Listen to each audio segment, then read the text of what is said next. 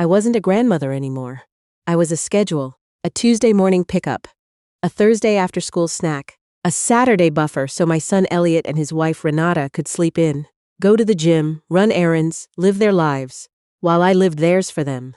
I don't know exactly when it shifted. That's the thing nobody tells you about being taken for granted.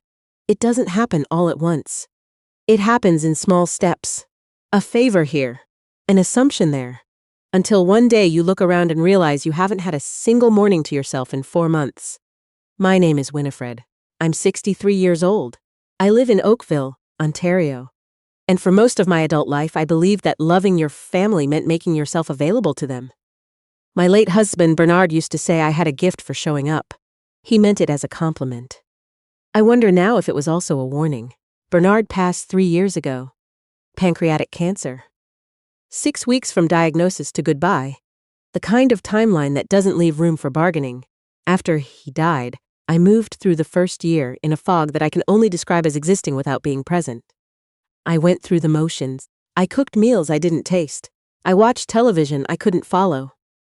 I answered phone calls in a voice that sounded like mine but felt borrowed. Elliot was my lifeline that year.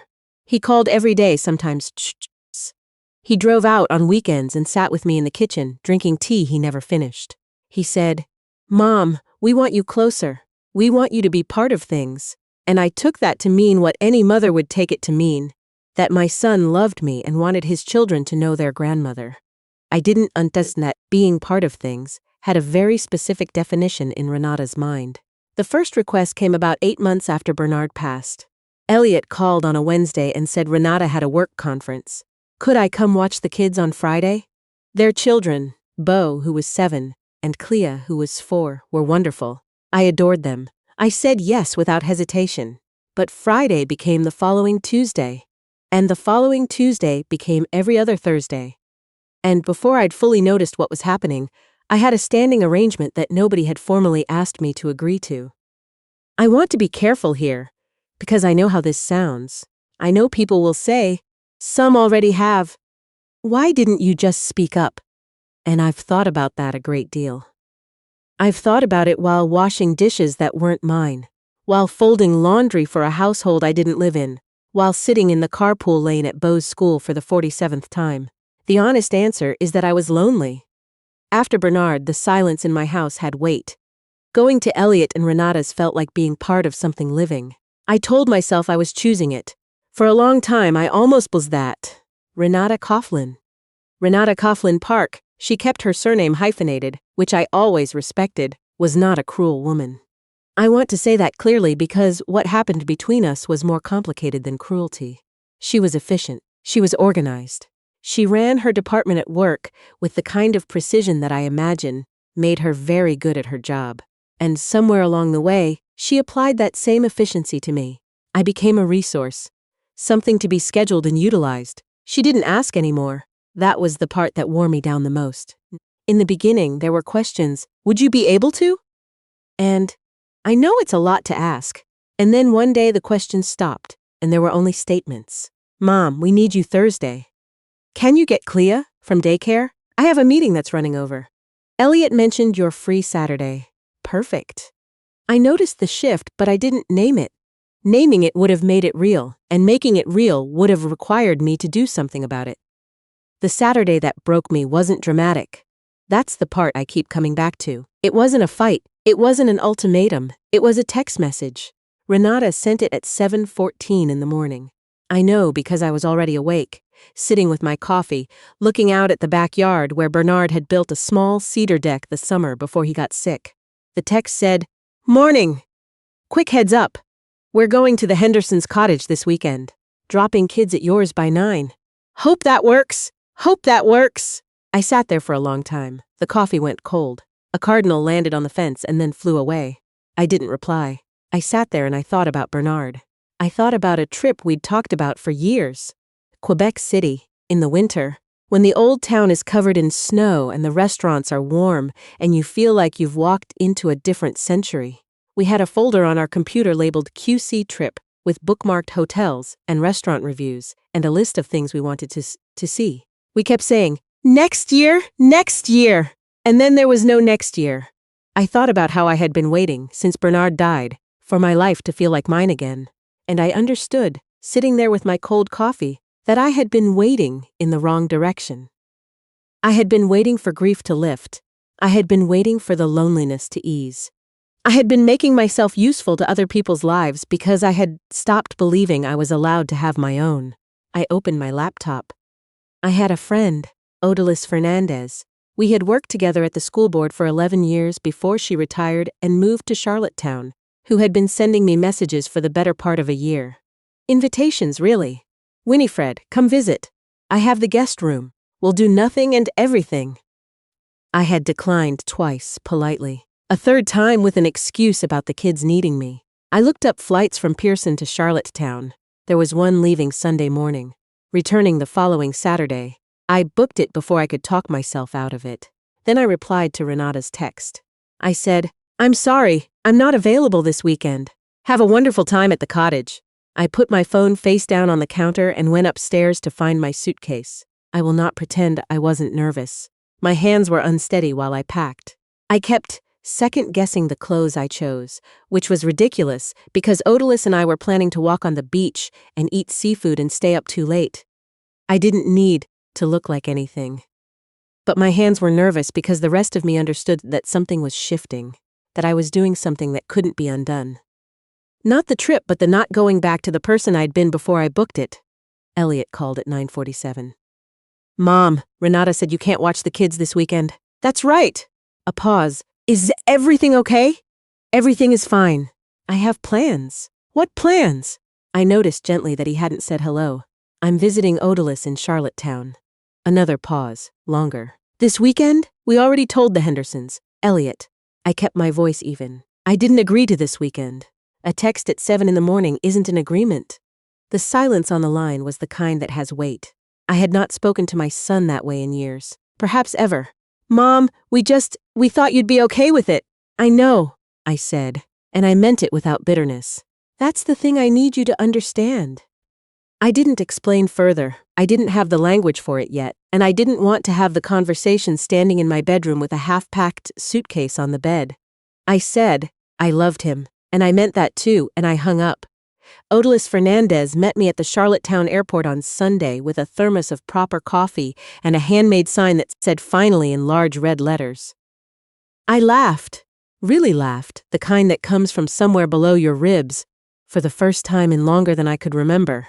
Her house was 10 minutes from the water. A white clapboard place with a deep front porch and a garden that she tended with the same careful attention she'd once given to budget reports. She had lived there for 2 years and had built a life that was absolutely, unapologetically her own. We walked on the red sand beaches that first afternoon. The wind was sharp and the water was gunmetal gray, and it was, without question, one of the most beautiful things I had seen in years. I kept stopping and just looking at it. "You've been holding yourself very tightly," Odalis said, not unkindly. "I know. It shows when you let go." My phone had been buzzing since I landed. Elliot twice, Renata once. My sister Constance, who I suspected had been briefed. I put it on silent and left it in my jacket pocket.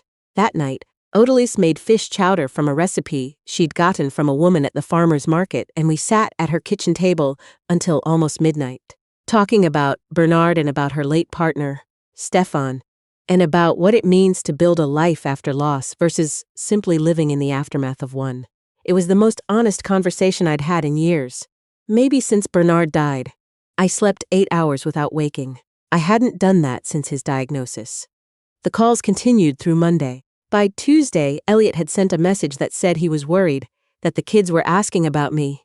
That could I please just call when I had a chance. I read it on the porch with my morning coffee and felt, for the first time, no urgency. Not because I didn't love him, because I had finally remembered that love and urgency are not the same thing. I called him Tuesday evening. He answered on the first ring. "Mom, are you okay?" "I'm wonderful," I said. And I was. I'm sitting on a porch in Charlottetown watching the sun go down. A long exhale. "I've been worried. I know." "I'm sorry for that. But I need you to hear something." I had been preparing what I wanted to say since Monday, turning the words over like stones, looking at them from different sides. I didn't want to perform an argument. I didn't want to deliver a speech. I just wanted to tell my son the truth about what the last 18 months had felt like. So, I did. I told him about the 7:14 text. I told him about the carpool line, and the folded laundry, and the Thursday pickups that had never been asked for, only assumed. I told him that I loved Bo and Clea with my whole heart, and that loving them was not the same as being available on demand. I told him that somewhere in the last year, I had started to feel like a resource rather than a person, and that I wasn't sure he had noticed, and that I didn't entirely blame him, but that I needed him to know. He didn't defend himself. That was the thing I hadn't expected. He was quiet for a long time. Finally, he said, "I didn't see it. I know I should have, yes." Renata, he started and then stopped. "This isn't about Renata," I said. "And I meant it. This is about you and me. You're my son. You know better than to let someone treat me that way. Even if that someone is your wife." Another silence. Then, very quietly, "You're right. I didn't feel triumphant. I want to be clear about that. There is nothing satisfying about having to explain to your child that you deserve to be treated with dignity. It just makes you tired and a little sad, but it also, in some way I'm still working out, made me feel like myself again, like the person Bernard had seen when he looked at me." We talked for an hour. By the end of it, something had shifted between us. Not repaired, exactly, not yet, but reoriented. He asked if he could come to Charlottetown. I said no, not this trip. I said there would be time to figure things out when I was home, and that for now I needed the rest of the week for myself. He accepted that. I think he was surprised to discover that was possible. I walked 3 kilometers on the beach on Wednesday morning, in the cold, with the wind pressing against me the whole way, and the red cliffs rising on my right.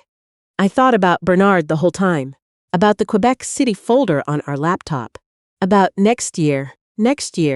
When I got back to Odalis' house, I went straight to my laptop and opened a browser window. Hotels in Quebec City. January. 2 nights. There was one near the Chateau Frontenac, on a small street I'd bookmarked years ago from a travel article Bernard had found. The reviews said the rooms were warm, and the breakfasts were real, and you could hear the bells from the basilica on Sunday morning. I booked one room, for one person. It felt like the truest thing I had done in 3 years. When I came home to Oakville, the following Saturday, Elliot was waiting at my house. Not with Renata and the children. Alone. He was sitting on my front steps with 2 cups of Tim Hortons and a look on his face that I recognized from when he was about 9 years old and had broken a window with a baseball and was working up the courage to tell me. I sat down beside him. He handed me a coffee. "I talked to Renata," he said. "Okay, it was a hard conversation." I imagine. He looked at his hands. She didn't realize, or maybe she did realize and she told herself a story about it. I don't know, but I told her that things had to change, that she couldn't treat you like you were on staff. I didn't say anything.